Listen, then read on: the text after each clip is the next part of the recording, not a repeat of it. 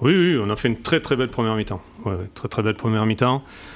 On a respecté vraiment les consignes. On voulait être solide et à la fois être performant devant, notamment dans les courses. Et il y a eu de l'énergie dépensée et on a été récompensé.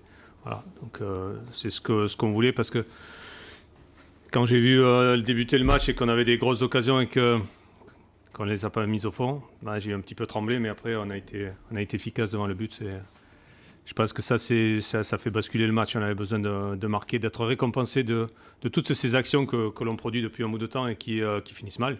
Mais là, bon, ça a plutôt bien fini. C'est un peu le scénario espéré, de sauter un petit peu la gorge des Lillois après leur victoire jeudi. Ça aurait pu même faire 4-0 si Mignon au pied n'avait pas sauvé des situations. Est-ce que vous espériez vraiment produire sur cette... Ouais, nous, ce qu'on a cherché à produire, c'est de monter d'un cran par rapport au dernier match, où on ne fait pas un mauvais match à Rennes et on fait quelques erreurs sur coup de pied arrêté qui nous ruinent le match. Donc déjà, c'était ça, d'être plus attentif là-dessus, d'être d'abord solide, pouvoir s'appuyer sur cette base défensive solide de la part de tout le monde avec un bloc et de pouvoir sortir rapidement. On a des joueurs qui sont capables devant de faire des différences. Aujourd'hui, ils ont fait cette différence-là. Après, c'est vrai que là, on a eu quand même des très grosses occasions.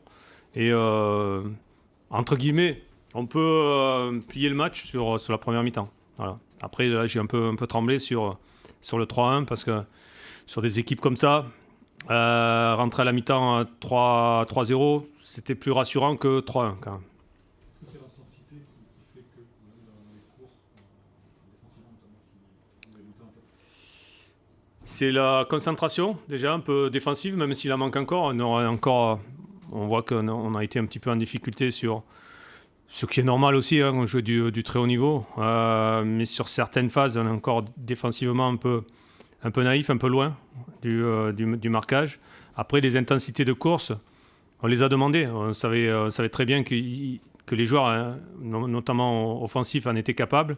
Et puis la dernière chose, on a besoin de trouver un équilibre. Un équilibre défensif, quand nous on attaque surtout. Et là, ça a été bien équilibré par les deux milieux défensifs qui ont eu un travail de l'ombre assez important à faire et qui l'ont plutôt bien fait. On parle de ce milieu de terrain, avec Leblanc, est-ce que c'est pas le match qui vous fait prendre aussi un statut?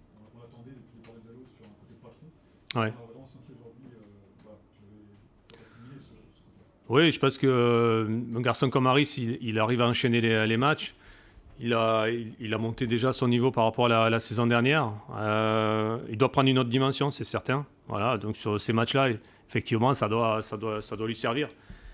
Ça doit lui servir à se réguler, à pouvoir rester lucide quand il faut rester lucide. Voilà, il y a tout ça, c'est des petits trucs. Je pense que c'est avec l'expérience, quand on répète les matchs, que ça, on peut l'acquérir. Voilà, donc c'est bien. Maintenant, il faut le garder, quoi. Ouais, c'est ce qu'on va lui demander d'ailleurs.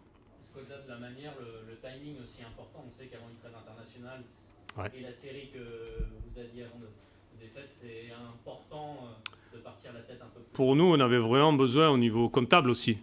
Comptable de pouvoir grimper en gagnant comme ça, effectivement, c'est un plus. Mais aussi, on en avait besoin aussi, pas pour se rassurer, mais pour dire, ouais, voilà, ce qu'on fait jusqu'à présent, c'est pas si mal que ça, voilà. On n'a pas eu les résultats sur les derniers matchs parce qu'il nous manquait toujours un petit truc et on n'était pas attentif, et on prenait un but et ça nous ruinait le match. C'est surtout ça aussi, c'est être récompensé de ses efforts et puis montrer à l'équipe qu'on avait besoin de peaufiner ces détails. Quand on peaufine ces détails, quand on est un peu plus dans le match et qu'on a un peu moins de temps mort, etc., on peut rivaliser avec pas mal d'équipes. Aujourd'hui, j'espère que le groupe, déjà je félicite le groupe parce que ce qu'ils ont fait, c'est énorme, mais qu'ils ont pris aussi conscience de leur capacité. Voilà. Des fois, on a le sentiment que pour eux, ils étaient au maximum. Non, c'était pas au maximum. C'est ce que je leur dis. Je les pousse derrière à dire, vous pouvez faire mieux, mais il faut donner au collectif. Il faut que vous soyez un peu plus dedans, à l'intérieur de vos matchs, plus attentifs. On ne peut pas prendre des buts constamment sur coup de pied arrêté parce qu'il y en a un qui s'est oublié, etc. Il y a tous ces petits trucs-là. Je pense qu'on a corrigé sur ce match-là, Mais maintenant, le travail du staff, c'est de dire, voilà, maintenant vous êtes arrivé là, vous ne pouvez pas redescendre plus bas, quoi. C'est ça. L'application aussi de système peut-être en 4-4-2, cette association Mounier-Cardona, qui est assez intéressante. Au-delà des buts, il y a cette occasion aussi de pénalty sur Cardona, Ouais. Mounier. Ça apporte autre chose aussi, ce 4-4-2 avec des joueurs un peu différents aussi. Quand Irvine est concentré sur ses tâches défensives et qu'il est dans le timing pour faire les appels, ben oui, il est dangereux. Sans rien révéler de particulier, on sait qu'Irvine a des capacités athlétiques assez impressionnantes. Et il faut qu'il s'en serve. Et il faut que nous lui demandions qu'il s'en serve plus souvent que ce qu'il faisait. Voilà. Donc aujourd'hui, s'il arrive à ce niveau, et que sur chaque match, il me fait 1 heure, ou 65 minutes, ou 70 minutes, de ce calibre-là, sur cette intensité autant défensive qu'offensive, effectivement, lui aussi passera un cap.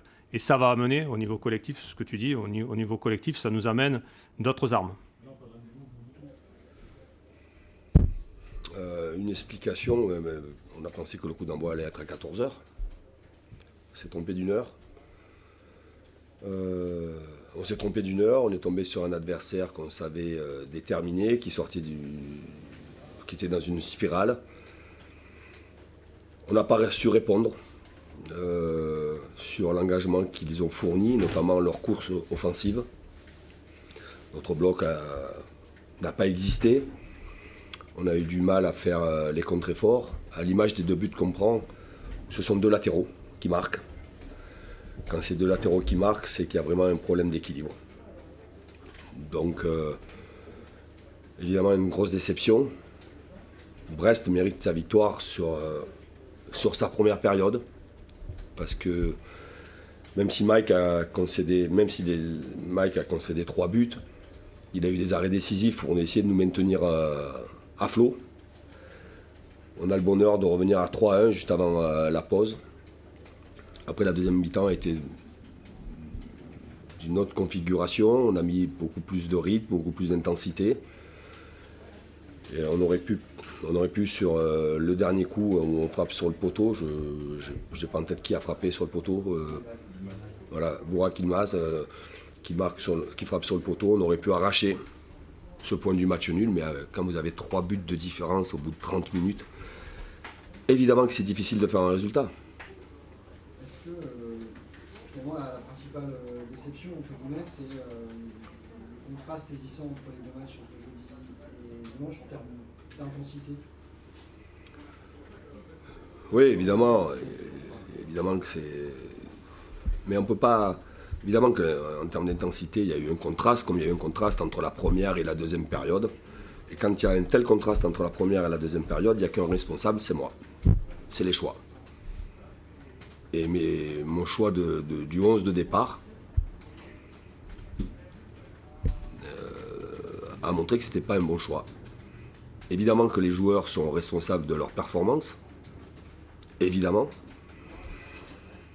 Est-ce qu'il aurait fallu injecter plus de fraîcheur dès l'entame du match, dès le coup d'envoi?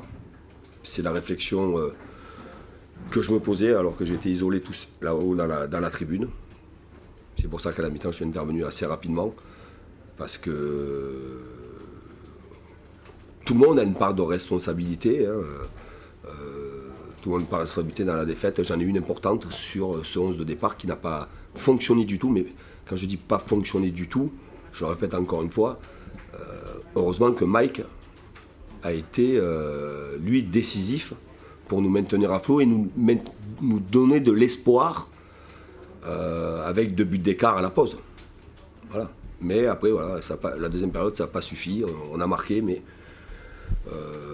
ça s'est joué à pas grand-chose sur des petits trucs dans la surface de réparation. Mais en termes de détermination et d'engagement, évidemment que c'était beaucoup mieux. Sur la première mi-temps, on a vu toujours le même schéma. Vous êtes fait déborder côté Bradaric, il y avait des espaces côté pied. On a l'impression que vous n'avez jamais rectifié ça. Alors peut-être parce que tu étais en haut, je ne sais pas. Mais même les joueurs sur le terrain, vous êtes fait prendre systématiquement sur le même schéma. C'était curieux. Oui, on savait, ayant travaillé sur les qualités de Brest, on savait qu'ils mettaient beaucoup de ballons dans le dos des latéraux, avec des attaquants qui partaient dans le dos des latéraux. Après, mais ça, on le savait. on le savait, mais après il y a tout l'équilibre défensif, notamment au milieu de terrain où il faut gagner ses deuxièmes ballons, où il faut avoir un repli défensif, où les excentrés devaient travailler beaucoup plus, ce qui n'a pas été le cas. Ce qui n'a pas été le cas par rapport à toutes les situations que nous avons concédées. Et je répète encore une fois, avec un 2 buts des latéraux de Brest, quoi. Évidemment qu'on n'a pas su... Non, c'est pas qu'on n'a pas su, on n'a pas pu répondre à cela. Est-ce que c'est sur un problème de réflexion, sur un plan technico-tactique? Je crois pas, c'était simplement... Non, pas simplement, mais c'était... mentalement. On ne peut pas me dire que physiquement, je connais les temps de jeu des uns et des autres. Mais voilà, se replonger au quotidien après après la soirée du jeudi soir, a montré que certains avaient du mal à le faire. Oui, Christophe, quand vous parlez de fraîcheur, c'est peut-être plus mental que physique, parce que ce scénario finalement d'un Brest qui vous saute un peu à la gorge, pensant que vous allez être un peu décompressé après Milan, c'était un petit peu prévisible, c'est ça qui finalement vous... Oui, c'était prévisible. On était avertis. Mais il y a tout ce que l'on prévoit, il y a tous les avertissements que l'on peut, ou les alertes que l'on peut donner au groupe, aux joueurs. Et après, il y a la réponse sur le terrain. Mais la réponse sur le terrain, elle a été très mauvaise sur les 35 premières minutes. Donc, j'ai dû faire des choix assez rapidement à la pause. Et ça a été quand même mieux en deuxième période. Mais je répète, 3 buts, c'est dur à remonter, c'est très difficile. Parce que paradoxalement, de perdre son invincibilité juste avant la trêve, à ce qui s'est passé à Milan, ça va permettre peut-être de refaire redescendre tout le monde, mais...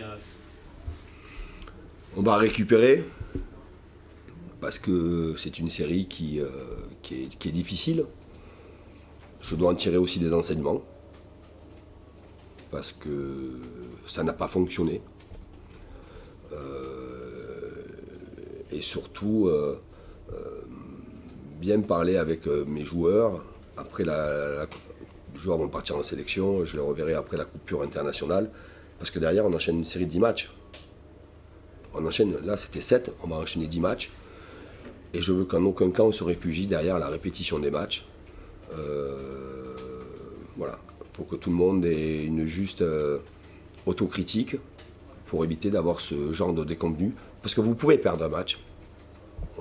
Voilà, la défaite fait partie du sport de haut niveau.